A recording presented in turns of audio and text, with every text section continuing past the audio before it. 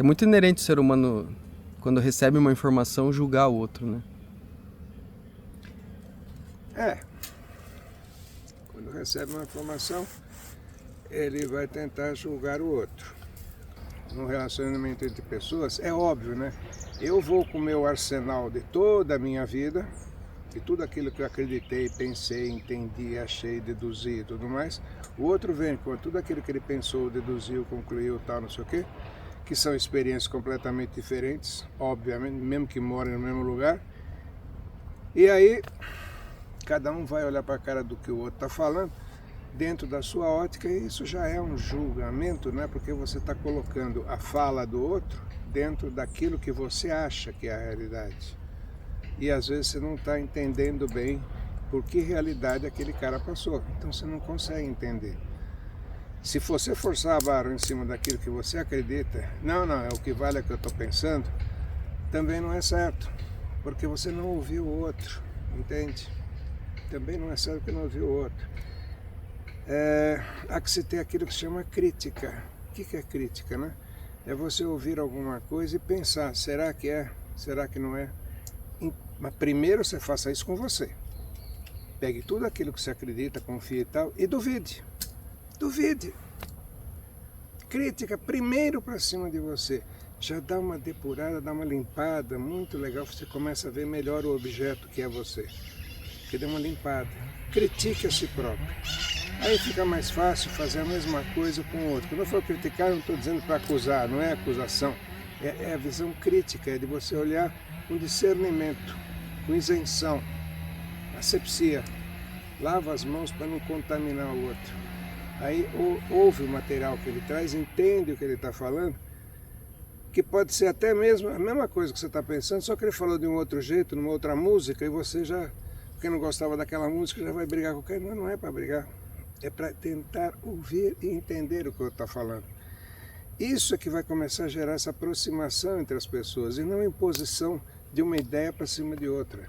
Isso é uma burrice a toda prova. Aí não mostra uma equipe nem nada.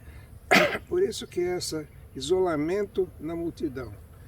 Hoje temos isolamentos na multidão. Você vai para uma festa, para uma rave, sei lá que porcaria. Isso é um isolamento na multidão.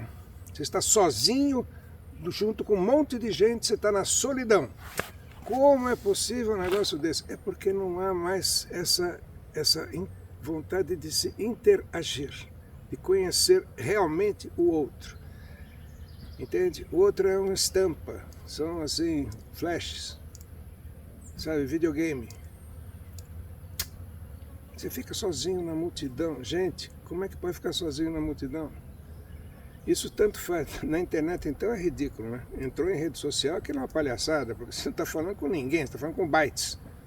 Está falando com bytes. E se você estivesse em Marte, aí eu concordo, tem que usar a rede social mesmo, porque como é que você vai conversar com alguém que está na Terra se você está em Marte? Normal. Aí, bacaninha, vai ter que ser mesmo via WhatsApp.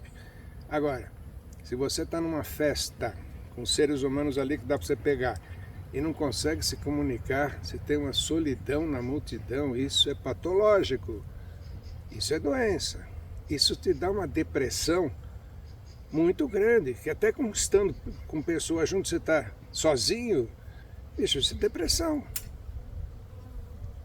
Voluntária, porque simplesmente você não quer ouvir o outro. Só porque se o outro vai falando alguma coisa que você já não concorda a priori, calma. Senão você nunca vai chegar perto do outro. Entende? E isso está virando uma doença social. Então uma conversa sempre tem que ser no lugar para entender e não para convencer. Não. Isso dos dois lados. É para conhecer, é para enriquecer.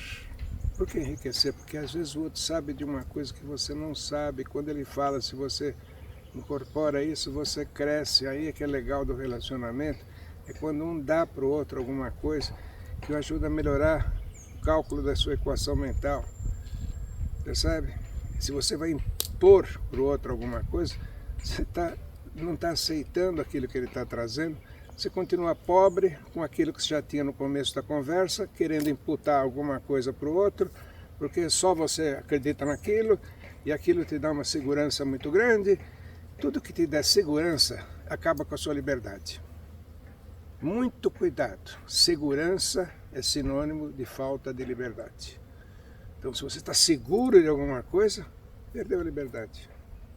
Como assim? Perde a liberdade. Porque você vai ficar tão aficionado com aquilo que você não é livre para tentar outra coisa, livre para modificar, livre para incorporar, livre para aprender com o outro.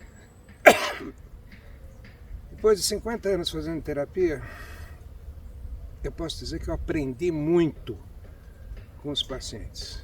Eles cada um que vem, é uma delícia porque ele vem trazendo alguma coisa que você talvez nunca tenha ouvido falar. Sabe, ele vai trazer um peixinho que ele pescou não sei aonde lá, que eu nunca pensei que existisse o peixinho. Ele traz o peixinho. Ele traz alguma coisa que você, nossa, eu nunca pensei nisso. Eles me dão insights também. Percebe? E com isso eu me enriqueço, porque vai aparecer um outro que tem o mesmo peixinho também, e eu dou a dica pro cara. Percebe como fica enriquecedor? Aí que é legal ser humano. Isso que é legal ser humano. E não imposição, dizer que é isso, que é aquilo, rotular. Isso é a coisa mais retardada, infantil, primária e primitiva que existe. Pô, dá licença, né? A gente vai crescendo, pô. Até uma certa idade é normal você acreditar em coelhinho da Páscoa, ter certeza que a chupeta é boa, ter certeza.